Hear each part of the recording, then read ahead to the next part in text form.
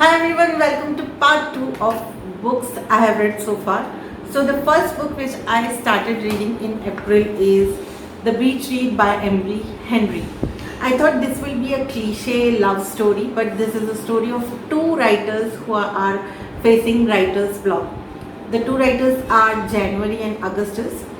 January has been writing romantic novels all the time, but after her father's death, she is kind of facing a writer's block and she comes to this beach town where her father has left a beach house. Lucky, right? But she feels not so lucky because she never knew that her father had this side where he owns a beach house. January is kind of heartbroken after her father's death because she had always imagined her parents as a perfect couple, but after her father's death she comes to know that they were not so perfect. They were just humans, you see.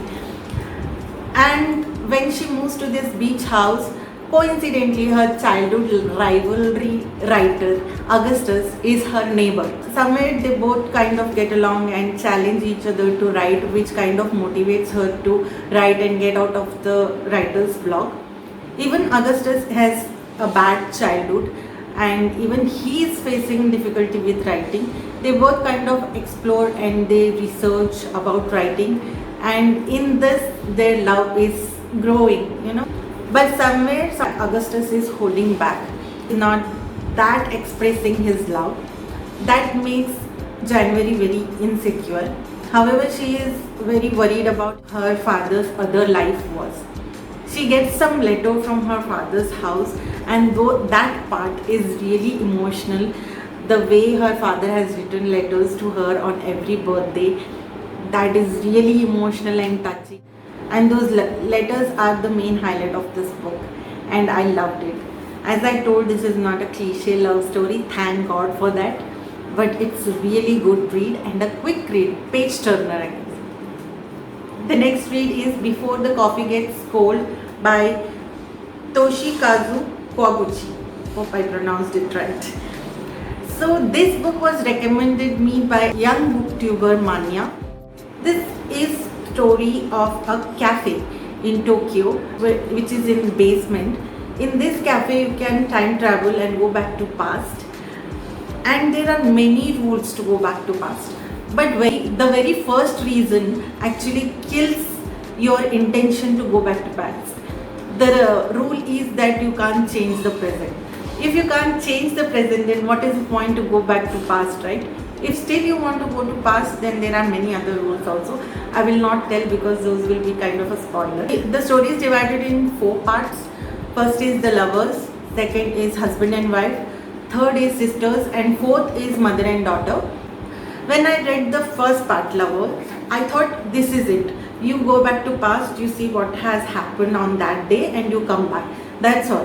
When I read second part, husband and wife and sisters and mother and daughter, I was totally overwhelmed by the story, and at end of the every chapter I was crying because see, there is one line in this book which says that going back to past doesn't change present, but you will come back with the changed heart. So that is important.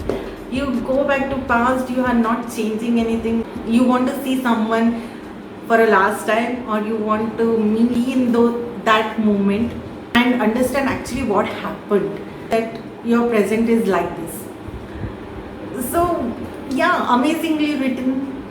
The emotions flowing in this book are totally overwhelming. You will cry a lot, but it is like for me a 5-star read. The next book which I read was a really quick read and small, Ruskin Bond's Blue Umbrella. I've talked about this book in my last video, which is the books for 8-year-old to 80-year-old. This is a story of kindness and gratitude. This is the story of the Binia, a village girl, being obsessed about her umbrella, and her umbrella bringing some jealousy to one person, and how that jealousy turns into kindness and gratitude. That is the story. I have talked about this book in the other video. I'll link that video in the description below. The last book which I finished in April, they both die in the end by Adam Silveria. Yeah. This is a story about two teenage boys, Matthew and Rufus, who are the Deckers. What is Deckers? Deckers is like in New York, there is this death cast who calls you and tells that in 24 hours you're gonna die. We don't know how you're gonna die, but we are providing you with free breakfast coupon and free entry passes to some disco, what all. Who cares? When you are getting a call that you're going to die in 24 hours, who cares about the free breakfast or free entry passes? Obviously, they'll spend all the money before they die. So, when you get these calls, they are called Deckers. So, these teenage boys are not, one is 18 and one is still not 18. He is going to turn 18 in a few months. Matthew is very anxious to get out of his apartment. He thinks that if he get out of his apartment, he is going to die. But if he stays also anyway, he is going to die. So how will he spend these 24 hours? He is just thinking when he meets Rufus on this app, Last Friend app. And Rufus picks him up from the apartment. And in these 24 hours, they both do lot of things together, which were actually in back of their priority list.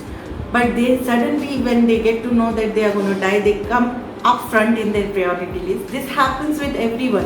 When you know that there is another day, then you will take granted for the things, whatever you have.